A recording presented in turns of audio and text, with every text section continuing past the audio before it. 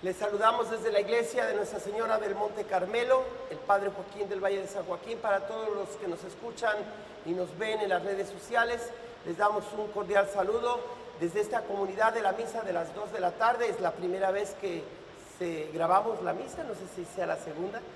Y este día el tema que nos da la palabra litúrgica de Dios en el mundo entero es la evangelización.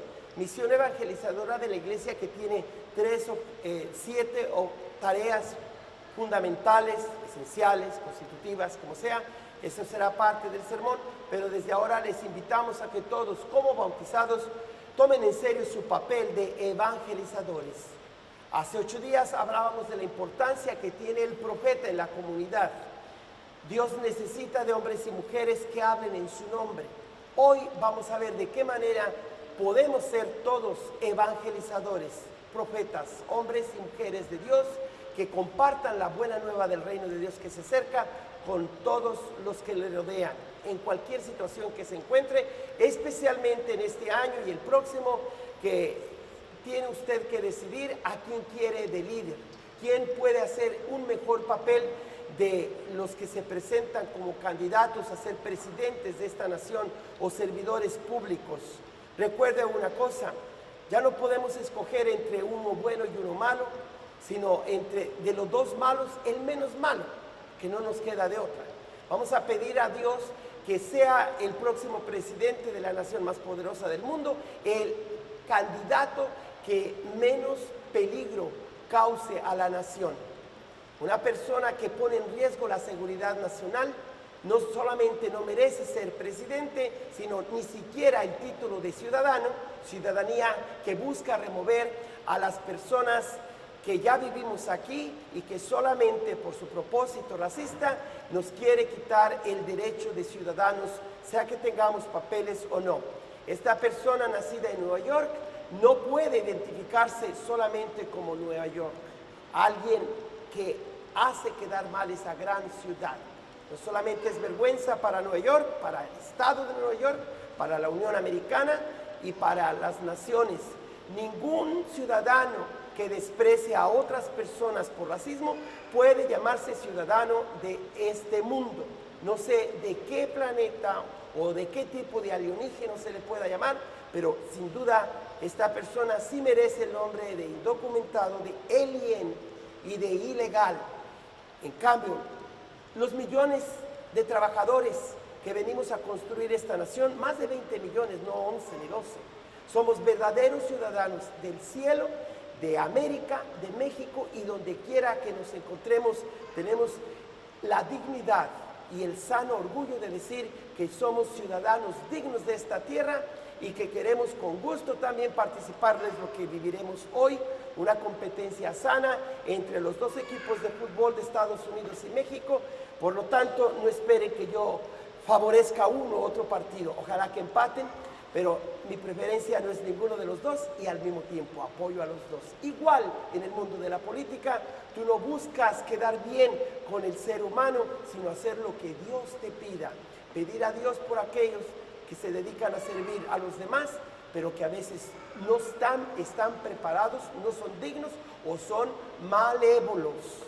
Esa es la situación actual de Estados Unidos de América, donde personas malvadas buscan disque servir a la comunidad cuando buscan usar de la comunidad para servirse a sí mismos. Y nosotros, con nuestro voto, lo vamos a permitir. Usted tiene la respuesta. Nos ponemos de pie para comenzar la Santa Misa.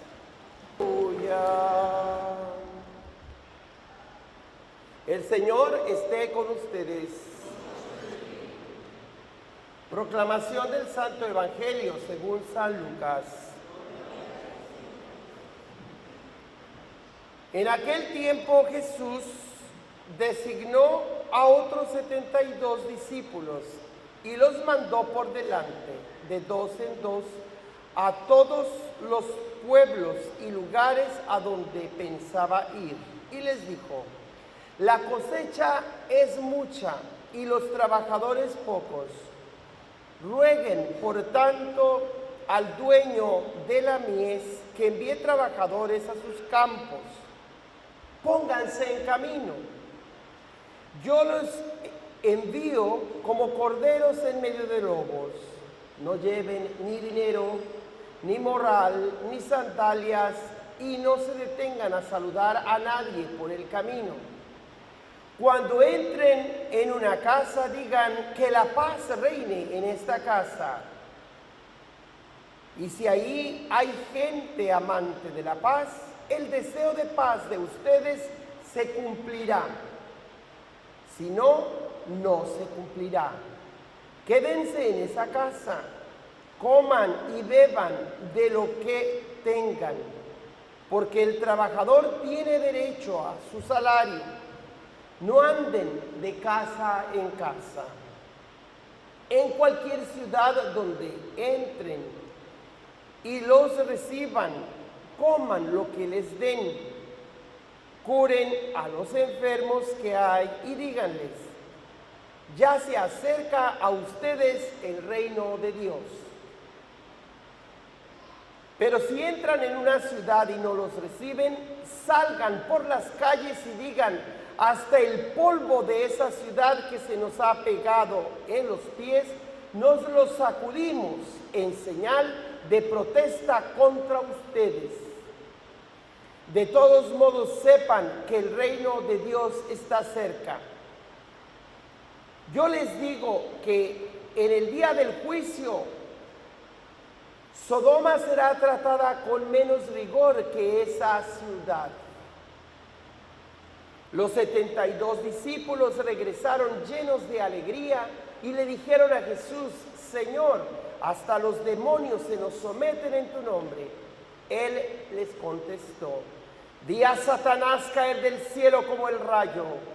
A ustedes les he dado poder para aplastar serpientes y escorpiones y para vencer toda fuerza del enemigo, y nada les podrá hacer daño.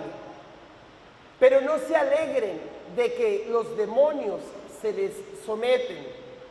Alégrense más bien de que sus nombres están escritos en el cielo. Palabra del Señor.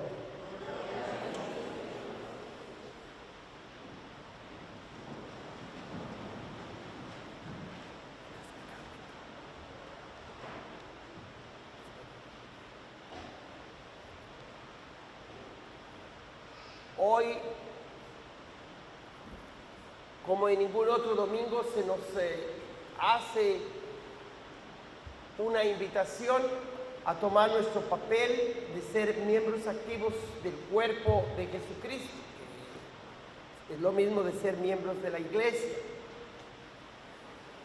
Hace 8 días predicábamos de la necesidad, entre comillas necesidad, porque Dios no tiene necesidad, pero es una forma de decir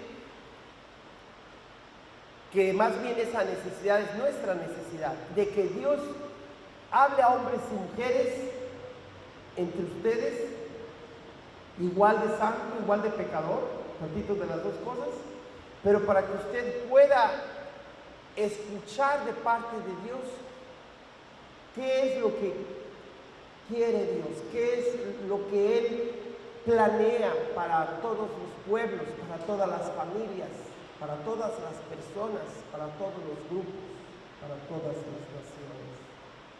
Nosotros en la Iglesia Católica no podemos esperar que venga algo totalmente nuevo y diferente o superior, porque a pesar de las debilidades que nosotros todos tenemos, aquí venimos con toda certeza a permanecer delante de Dios, pero también a ser enviados, como lo dice el capítulo 3 de Marcos. Los llamó a los que Él quiso para que estuvieran con Él, pero al mismo tiempo para ser enviados.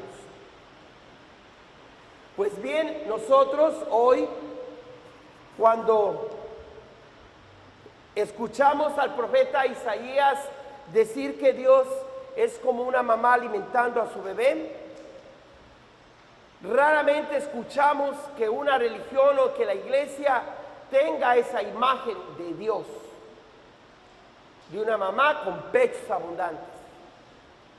Porque cuando Dios ha dado en la naturaleza de todas las cosas que hay en el mundo, los océanos, los bosques, la tierra que se movió en el sur de California estos días, 2 veces, más de 200 réplicas, pero 2 temblores mayores.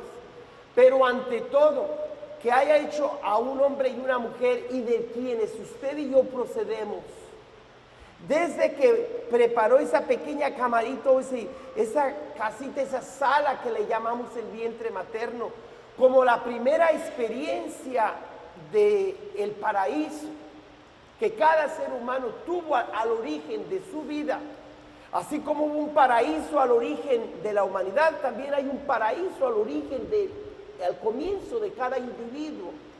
Y al nacer, y a pesar de que lloramos y toda la vida es un llorar, nacemos llorando y nos vamos llorando, Dios proveyó para que por la naturaleza se nos dé todo lo necesario, incluyendo la leche materna, que es lo más higiénico. Pero aquí se trata de algo más. La mamá no nomás es un instrumento, es una persona que no solamente nos da de comer de ella, sino que todas sus caricias, todos sus consuelos. Yo pienso que las personas que por alguna razón no tuvieron una buena relación con su mamá, es una gran pérdida. El tener esa dicha, puede uno decir que es la persona más cercana a Dios, porque es la que se preocupa totalmente que tu hijo esté bien, que nosotros, hijos e hijas, estemos bien. Pues bien, cuando Jesús decide emprender su obra evangelizadora, que viene de evangelio, de dar las buenas nuevas del reino de Dios que se acerca, yo distingo entre reino y reinado. Reino es el nombre y reinado es la acción. Y los dos son los dos lados de una misma moneda. El reino perfecto pues es el cielo, y cuando Él venga al final de los tiempos. Pero mientras tanto hablemos de reinado. Él ya vino a nosotros, ya entró en la historia, ya está en tu familia, ya está en Estados Unidos, ya está en México. Y no nomás me refiero por la copa que vamos a jugar el día de ahora, ¿verdad? Pero porque nosotros como países vecinos tenemos tantos valores, tantas cosas buenas. Pero hermanas y hermanos, también tengo que darles a ustedes no solo el anuncio de todo lo bueno que hay en estos 2 países vecinos, sino tristemente también tengo que denunciar. No solo anunciar lo bueno, sino denunciar lo malo. Ayer platicaba con una persona que nos visita, que trabaja para el gobierno mexicano, con el nuevo presidente, que pensamos que las cosas irían mejor, y con una gran tristeza que lo vi y también lo recibí, de que lo humano sigue siendo humano, que no importa qué gobierno venga y cuál gobierno se vaya, la corrupción está a la puerta del día, la falta de dinero, los abusos. Vas a que te arreglen un asunto en una presidencia, en una oficina de gobierno, y te pintan la píldora muy bien, y entre ellos se embarran lo poquito que tú tengas que pagar por cualquier asunto. Si es en este país que pensamos que hay más justicia, comenzando con el propio presidente actual, ¿cómo estamos viviendo en un tiempo, mis hermanas y hermanos, que una de dos, o la buena nueva de Jesucristo es totalmente ignorada y cada quien quiere imponerse, sea desde el punto de vista político, económico, educacional, y a Dios se le ignora? O bien, nuestro Señor se encarga de mandar personas que son una señal de que a Él no lo van a derrotar, y que Dios, una vez que entra en este mundo, jamás se le puede expulsar como si fuera un espíritu maligno. Al contrario, el Espíritu de Jesucristo, que es el Espíritu Santo, tiene toda la fuerza para expulsar a todos los demonios de nuestras familias y de la nación entera, curar a los enfermos, educar nuestra mente con la palabra que da el sacerdote, porque el Espíritu Santo está a todo lo que da cuando la gente se abre a todo lo que da. Por eso, ahora que estamos aprovechando en esta misa para dar un mensaje por las redes sociales a todos los que no tienen esperanza para las próximas votaciones en Estados Unidos, yo sí tengo una gran noticia que darles, y que tiene que ver con algo que Usted nunca se imagina que el padre Joaquín relacione a Dios con el fútbol. Padre, pues ¿qué tiene que ver eso? Yo creo que sí. El Papa Francisco, un gran fanático del fútbol también, nos enseña a que la alegría nunca se debe quitar de nuestro rostro, que el deporte sano fomenta la fraternidad universal. Para el 2025, creo que, si no estoy mal informado, creo que es la fecha que se llevará la Copa Mundial, porque esta es la Copa de Oro, otro tipo de competencia. Pero en el 2025 se decidió que Canadá, Estados Unidos y México sean los 3 países la sede de esa Copa Mundial del fútbol en 2025, un año después de quién sabe quién gane para el 2024. Padre, pero estamos hablando apenas del 2020. No, mis hermanos y hermanas, como sacerdote, como ciudadano, estoy muy decepcionado. No me importa si gana un demócrata o un republicano para el 2020, es una basura el querer confiar la vida de toda una nación con gente que no tiene lo más mínimo de educación, lo más mínimo de respeto a Dios. Buscan llevar agendas que son ajenas a lo que Dios pide. Y queremos que Dios nos proteja de los temblores y de los tsunamis. Si yo recuerdo con una fe que tenía mi abuelo, decía, a la hora de que temblaba la tierra, se ponía al centro del patio de la casa de rodillas. O mandaba a acabar con los culebras de agua. Era una persona que tenía contacto directo con el campo, con la lluvia. Y yo miré cómo arrebataba milagros del cielo. ¿Qué pasa en América? ¿Qué pasa en nuestro mundo? Tenemos la fe para que no suceda ese gran temblor de la falla de San Andrés que dicen que se avecina. Tenemos la suficiente fe para decir, a pesar de quien vaya a ser el siguiente presidente, cuál es mi papel de bautizado y también de hispano, de latino. ¿Cuál es mi papel de ciudadano del cielo y también de ciudadano de la tierra para saber qué tipo de gobierno queremos? Por eso, cuando yo le pregunté a Dios en la oración, Señor, ¿vamos a tener nuevamente el presidente actual en esta nación otra vez? Y parece que levantó los hombros y me dijo, pues es asunto de ustedes. Les di la libertad para que voten, para que propongan, para inteligencia, para que siempre sepan quién les dice la verdad, quién los engaña, dónde están los fake news o las noticias falsas y las noticias verdaderas. Ustedes tienen la forma de discernir. Pero, como yo insistí pidiéndole, Señor, pero es que mira todo el desastre que hay, ¿cómo es posible que escuche uno tanta tontería y tantas cosas de un malvado que realmente perjudica a los niños, que dice defenderlos en el vientre, pero cuando los nacen los separa de su padre y madre y dice, ándele, para que todo el mundo aprenda y yo gane las votaciones en el 2020. A mí qué me importa que esos chamacos se mueran allí en la cárcel donde los tiene o al cruzar.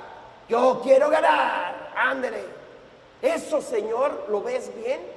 Y me dijo, si lo vuelven a elegir, yo lo permito para que como una esponja que recoge la cochambre de una estufa sucia o de un lugar, de un baño todo enmohecido, ese trapero, esa escoba, eso es lo que tienen ustedes en ese país, para que acabe de absorber todo lo negativo. Todavía falta mucho por absorber. Tú estás limpiando un rincón, deja que dure 4 años para que se siga mostrando cuánta corrupción y cuánta maldad está precisamente, no solamente en ese partido, sino en todas las áreas de la política, de las finanzas, de las escuelas. O sea, yo les permito que ustedes hagan lo que gusten. Señor, no puedes mandar un acto de magia para que el asesino que trae esa metralleta le cortes un brazo. No, fíjate que eso yo no puedo. Yo no soy un Dios vengativo que corta brazos.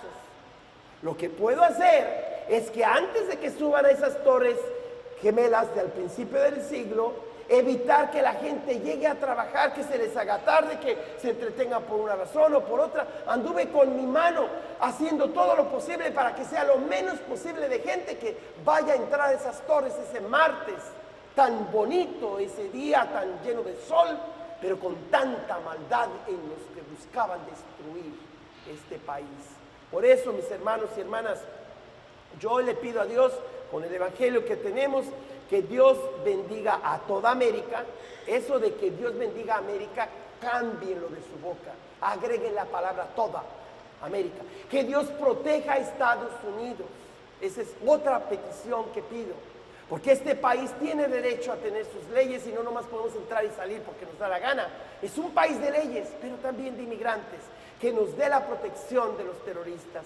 Y aquí ya estoy pidiendo dos cosas complementarias: una visión de toda América, desde Alaska hasta la Patagonia, de donde vino el primer papa. El papa es americano, pero si digo a las personas caucásicas, de los blancos aquí, que tenemos un papa americano, no entienden, no les entra por aquí. No se pueden imaginar que América va más allá de Texas, que América es todo el continente, que los fundadores de esta nación hicieron un congreso continental de donde vinieron la carta magna de este país. Es decir, la visión que tuvieron los fundadores, o más bien los padres, o más bien hermanos fundadores de esta nación, fue una visión de todo el continente, no nomás de un solo terrenito de aquí, las 13 colonias de aquel tiempo. Por eso, hermanas y hermanos, una de las cosas que debemos llevarnos de la misa hoy es que en la historia Dios ha llegado. Y lo primero que Satanás busca es que tú no le creas a nada de lo que oyes en las noticias, no le creas a los científicos, que ese es el propósito de nuestro presidente actual, que la gente quede en su ignorancia, tan ignorantes como él y su familia. ¿Cuándo, mis hermanas y hermanos, cuándo vamos a denunciar totalmente que el maligno no le puede ganar al Espíritu Santo? Y no importa quién lo cargue, pero sí importa que tú, como bautizado, denuncies el mal, pero anuncies el bien. No nomás denuncies, porque acaba siendo criticado como una persona reaccionaria, negativa. No, que hables de lo positivo que tenemos. En esta semana, un congresista en Michigan renunció a su partido republicano. Y también, como él, hay otras señales que en lo personal pienso que Dios, allá en el mundo donde parece que Él no está presente, se hace presente Dios. Dios tiene la gente sencilla, los niños, los que rezan cada día, la gente que anda en el campo, ustedes que cuidan a sus hijos con el amor de madres y de padres. Por eso el lenguaje de Dios es tan maternal como paternal. Es un gran padre que protege, pero es una tierna madre que acaricia. Ese es el mensaje de Isaías hoy. Y también cuando Jesús manda a sus otros 72 discípulos a preparar un lugar y a avisarles que Jesús no tarda en llegar. ¿Ustedes qué se imaginan? Que había muchísima gente que recibía a Jesucristo y que en aquel tiempo había celulares y que se juntaba y había toda la gente. Sí, los evangelios describen que había multitudes que lo seguían. Pero después de que Él se fue, a los apóstoles no les fue fácil juntar multitudes. Pero la manera de hacerse cristiano es de boca en boca. De usted que le dice a su hija, a su patrón, a su compañero de trabajo, y le dices: yo he recibido de la Iglesia Católica, de Jesucristo, sanación, perdón de mis pecados, la paz. Y de boca en boca tú pasas la palabra de Dios, tú evangelizas a los demás. Tú eres el instrumento número 1 de evangelización.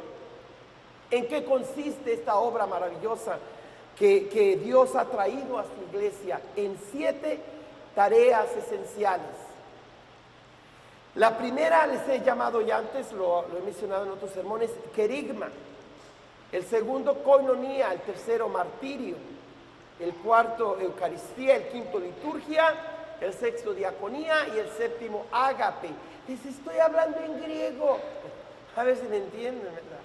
Cuando alguien habla en otra lengua y una persona no entiende, dicen en español: me habla en chino, no entiende nada. Y en inglés dicen: you're speaking to me in Greek. Y por supuesto que la Iglesia Católica tiene términos griegos. Estos 7 nombres son 7 nombres griegos.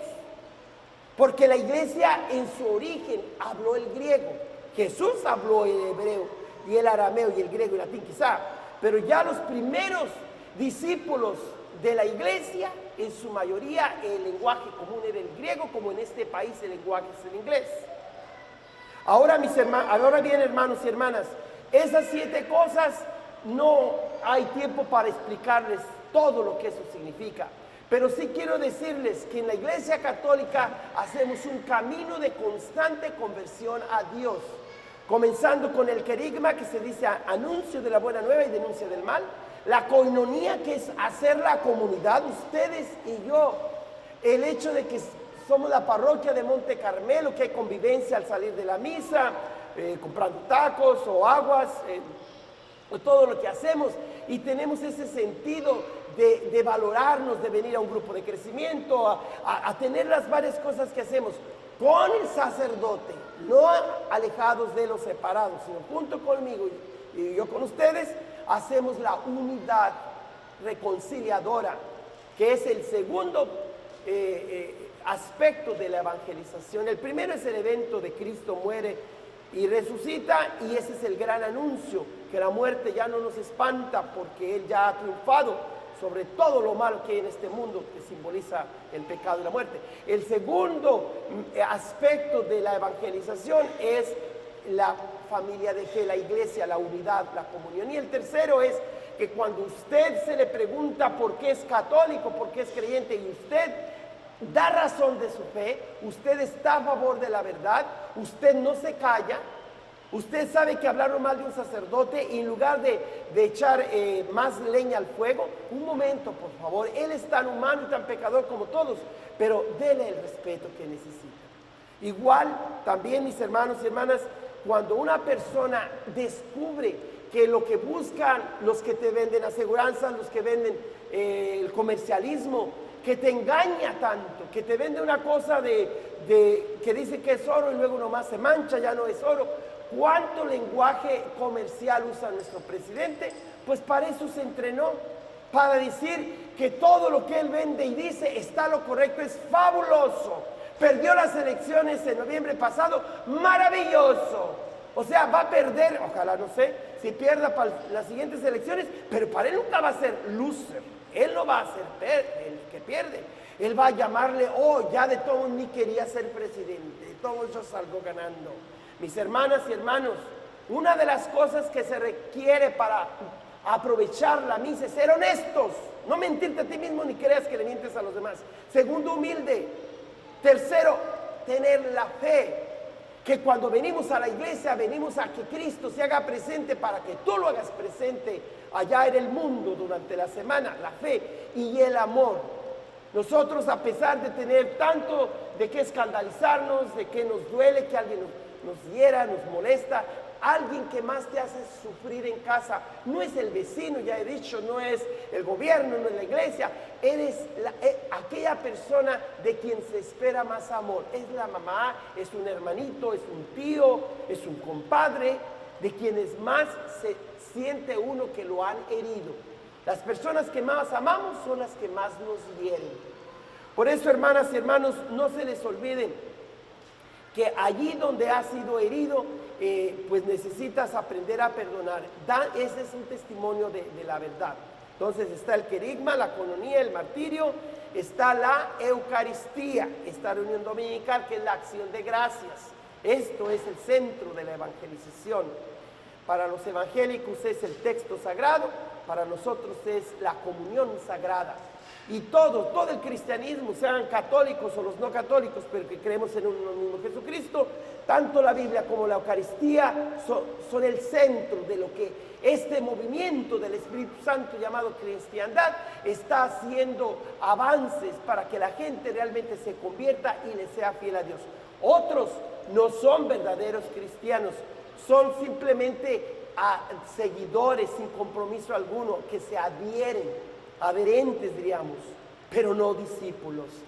Todos los que se dicen yo soy cristiano y juré en la Biblia como lo hizo el presidente, y todos los que llevan el nombre de cristianos, pero a la hora de ver por el huérfano, la viuda y el inmigrante y le sacan, no tienen por qué usar el nombre de cristiano.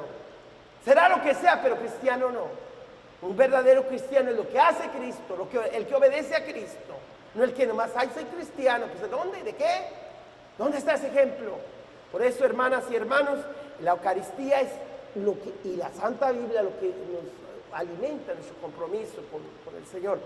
Y viene un quinto aspecto de la evangelización, que es la liturgia. La Eucaristía se da dentro de la misa y también los sacramentos. La liturgia es mucho más amplio que la Eucaristía, que es el centro. Desde que usted se prepara a venir a la Santa Misa, se baña, se arregla, usted ya está encaminado con la onda del Espíritu Santo y se dirige a la casa de Dios. Y desde allí empezamos hasta que llegamos a la iglesia y celebramos juntos, cantamos, adoramos al Señor. Todo eso es liturgia o proclamación pública, un rito que es proclamación pública de que Dios es el verdadero Dios. Lo opuesto a la liturgia es la magia. La liturgia es algo abierto, público, donde venimos a que el Espíritu Santo a Dios nos tome de sus manos. La magia es una reunión ocultista, un espirituismo que busca, como dice su nombre, manipular. De allí viene magia, de manus, de andar invocando espíritus del más allá y querer influir negativamente en los espíritus de los que andan aquí en la tierra. Ay, padre, yo no creo esas cosas. Pues yo tampoco, pero más vale que, Señor, que no creas. Te protejas, porque uno nunca sabe, ¿verdad? Entonces, la liturgia es el quinto aspecto de la evangelización. Diaconía es el sexto, y eso significa el servicio, sobre todo a favor de la justicia.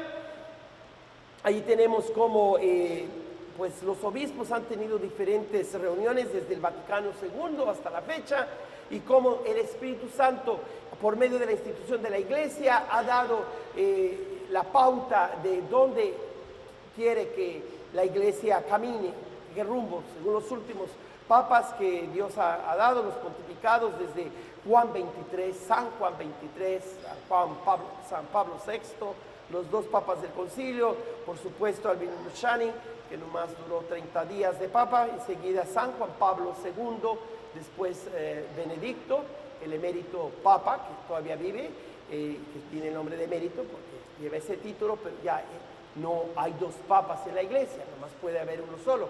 Él por eso se le llama papa emérito, porque no es el mero mero, es el que fue papa, aunque siga con vida, y por supuesto el Papa Francisco. Y a lo largo de todos estos 50 años hemos visto cómo el Espíritu Santo lleva a la iglesia para que dé su mensaje de salvación a las situaciones concretas de pobreza de Latinoamérica, de este país y del mundo entero.